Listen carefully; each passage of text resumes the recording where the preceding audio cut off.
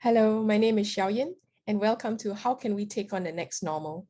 This is a 7-part series brought to you by GIC, and it is specially designed for anyone who's trying to navigate their way forward into an uncertain and unknowable future. If you are looking for a set of solid principles that will help you process your thoughts and figure out some new actions forward, then I hope this series will be really useful for you. This is the 4th video in a 7-part series. And in this video, we're unpacking the 3rd principle, leverage your strengths.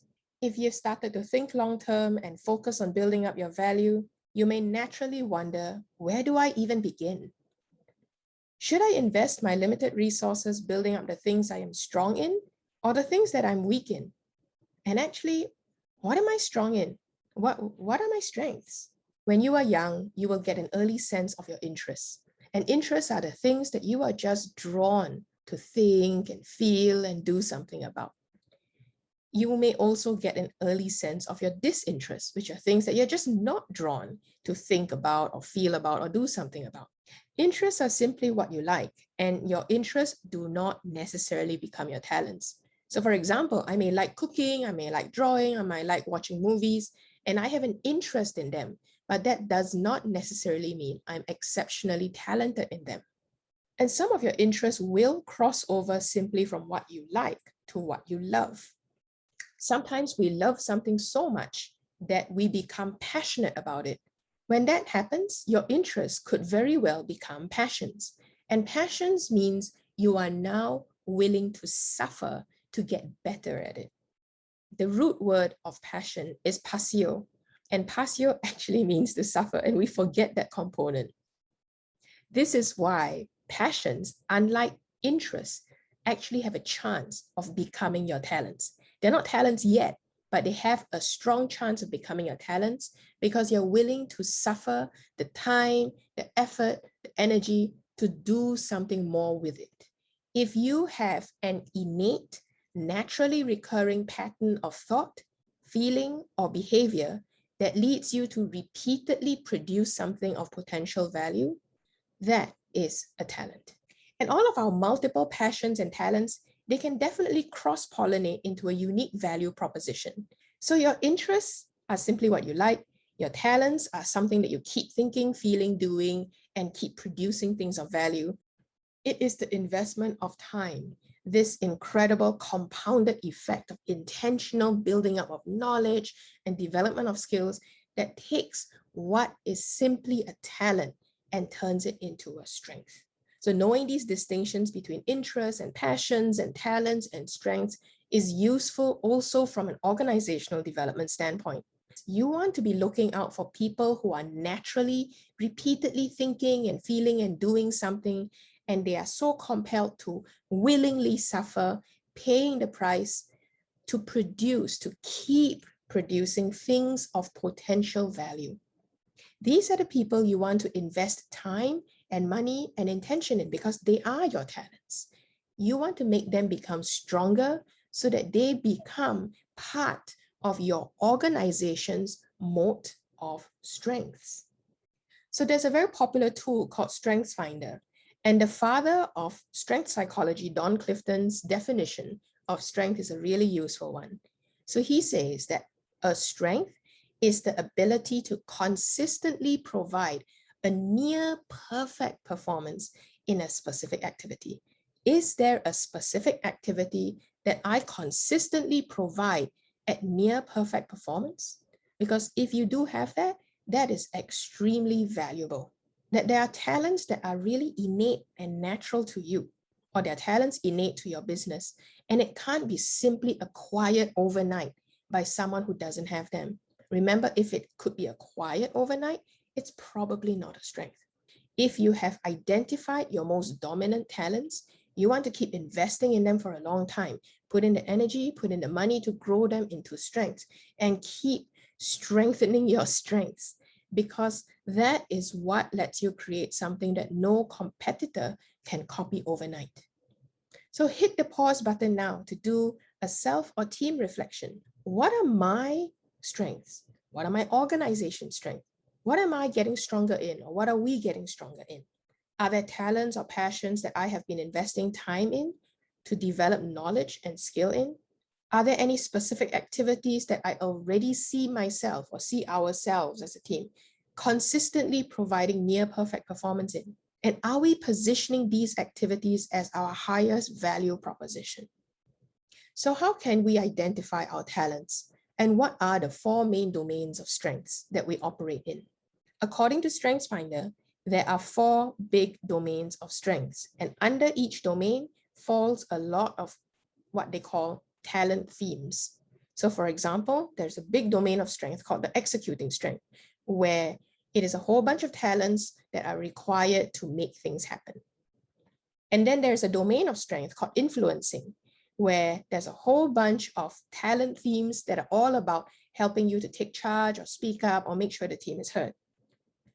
And then there's a third domain of strength called relationship building, where there's a whole bunch of talent themes that are about helping you build strong relationships, holding people together, making sure a team is greater than the sum of its parts. And the fourth domain of strength is strategic thinking, where it's a whole bunch of talent themes that are there to help us consider what we could be. And these talent themes are about absorbing and analyzing information so that we can make better choices. People use different unique combinations of talents to exhibit similar strengths and achieve similar outcomes. Your unique strengths can help you achieve similar goals as other people. It's just going to come out differently. For example, I do not have my top 5 strengths in the executing domain, but it doesn't mean I don't know how to make things happen. In fact, for me, when I want to make things happen, I would lean very hard on ideating. Who do I need to work with? Strategizing, what are the wins that they are interested in? And then I adapt accordingly to them. I connect with them. And then I maximize the opportunities that I have in front of me. I maximize the stakeholders in front of me. And that is actually how I get things done. I lean hard on the strengths that I have instead of bemoaning the strengths that I don't have. So hit the pause button again, because this is a great self or team reflection. You don't have to take the StrengthsFinder test just to run through these questions. Just take a glance at some of these words and figure out which talent themes do I suspect would be in my top 5 list. I haven't taken a test, but there's something about those words that resonate for me. I suspect that's my top 5. Which of the 4 domains do you guess would be the domain where all of your talents fall under? Which one do you think you'll be strong at? And last of all, do you reveal or even offer these talents and strengths to others? And if you don't, why not? So why is it so important to leverage your strengths versus fixing your weaknesses? How do you even start? So it's really human to focus on our weaknesses as opposed to focusing on our strengths. But I'm going to suggest to you that your time is so limited on Earth, right? It is far more strategic to use it to leverage on your strengths. That's how you can make the greatest contribution. In our last video on focus on value, we brought up the cost value matrix. So investing in your innate, already developed strengths, these are your quick wins. They are high value for you and they cost you little because you've already invested in them. You may also have innate strengths that are still being developed. You haven't really invested that much time in it, but you recognize it is there. And because you have not invested as much time and energy in it before, there is a lot more cost involved in investing in it right now. But you lean into the high cost because of the high value, the high returns that you will get.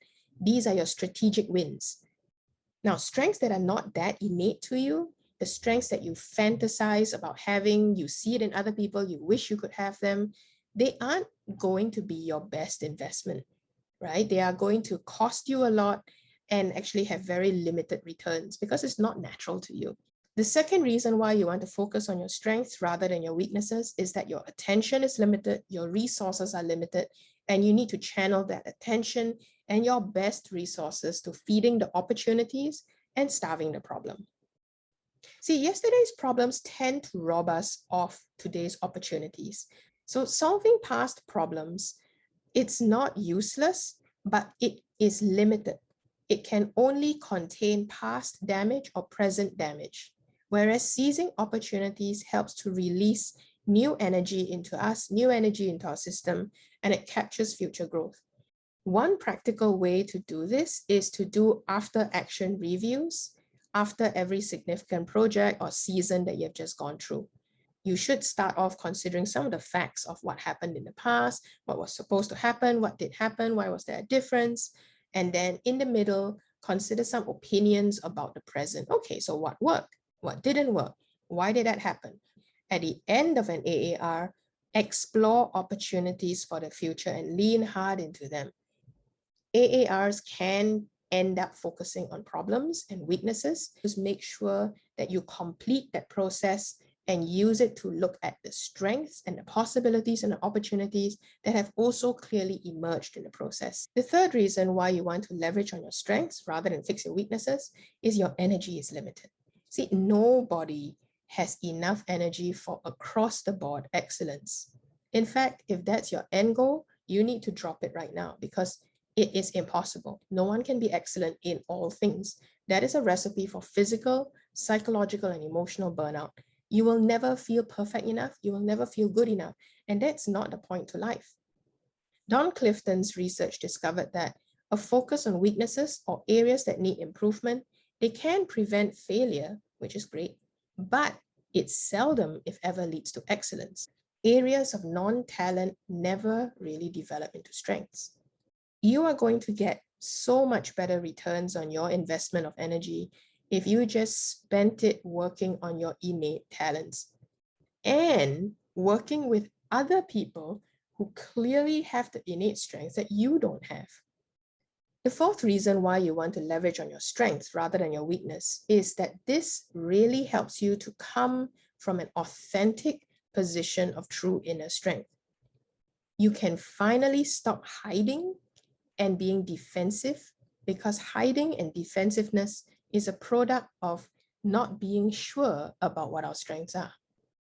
In the movie Wizard of Oz, we see a bunch of adventurers hearing about a mighty, intelligent, fabulous wizard, and they think that he can solve all of the problems.